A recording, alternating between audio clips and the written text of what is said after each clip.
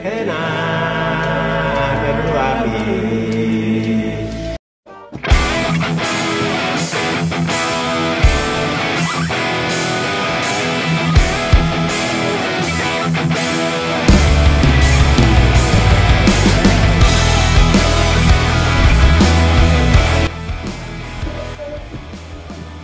Pada tanggal 1 Desember tahun 2020, Ketua United Liberation Movement for West Papua, ULMWP, Benny Wenda mendeklarasikan negara bernama Republik West Papua dan dirinya sebagai presiden sementara.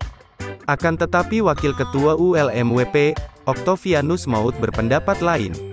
Berikut kami haturkan tanggapan Okto Maut terkait deklarasi negara oleh Benny Wenda. Belakangan ini ketika rakyat di Pegunungan Tengah khususnya Nduga dan Intan Jaya sedang menderita karena tentara Indonesia masuk menguasai kampung, rumah desain kebun mereka, para aktivis dan Papua Merdeka di sosial media ramai diskusi pro kontra pertentangkan saya dan adik Benny Wenda. Saya hanya luruskan bahwa ini bukan masalah pribadi, kami dua tetap sebagai pejuang Papua Merdeka.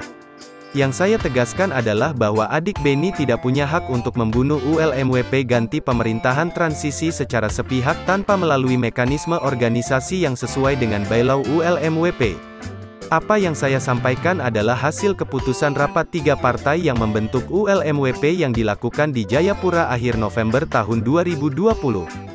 Ingat, sejak ULMWP lahir dan dalam 3 tahun pertama bangsa Papua secara bersama berhasil angkat kembali masalah Papua dan menempatkan menjadi bagian dari pembicaraan dunia bukan saja dalam rumpun bangsa-bangsa Melanesia, keluarga besar Pasifik bahkan dalam agenda persekutuan bangsa-bangsa Afrika, Karibian dan Pasifik, ACP.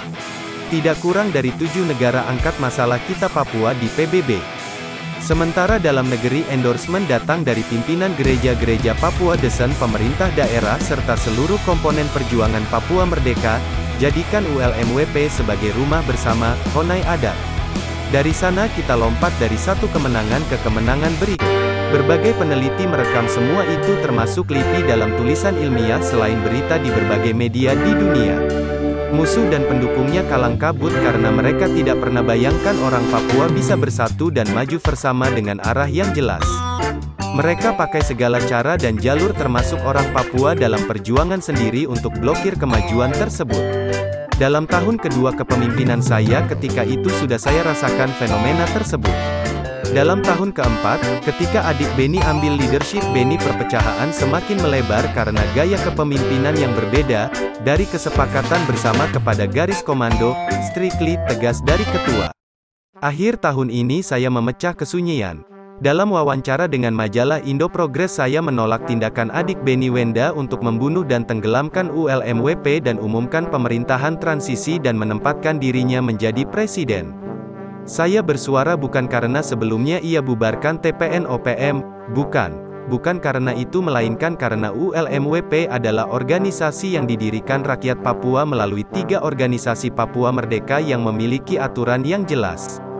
Jadi saya tolak karena apa yang adik Benny sampaikan bukan hasil rapat melainkan keinginan pribadi. Setahu saya yang mati-matian berusaha segala cara untuk bubarkan ULMWP adalah Indonesia.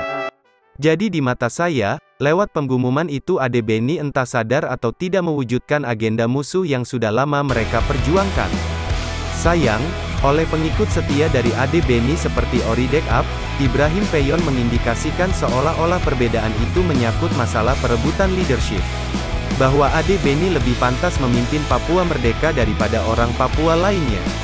Tidak, bukan itu masalahnya karena dalam hal pergantian kepemimpinan dalam ULMWP ada mekanismenya, akan kita bicarakan dalam pertemuan bersama sesudah kepengurusan kami yang lama berikan laporan pertanggungan jawab.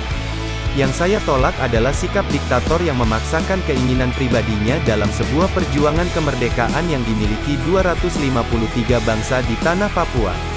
Saya yakin seyakin-yakinnya bahwa almarhum Arnold Up akan setuju dengan saya bahwa perjuangan ini milik bersama dan semua suara patut didengar sebagaimana dia wujudkan dalam membangun kesatuan bangsa Papua melalui budaya, buahnya kita semua nikmati saat ini melalui pita kaset Mambesa. Saya hendak akhiri catatan saya ini dengan sampaikan kepada rakyat Papua, bahwa perjuangan Papua merdeka tidak bersifat reaksioner terhadap kebijaksanaan kolonial Indonesia. Perjuangan ini lahir jauh sebelum kami yang memimpin aspirasi rakyat Papua ini lahir. Dan dunia tahu bahwa Indonesia adalah penjajah, bahwa sudah lama bangsa Papua berjuang untuk merdeka.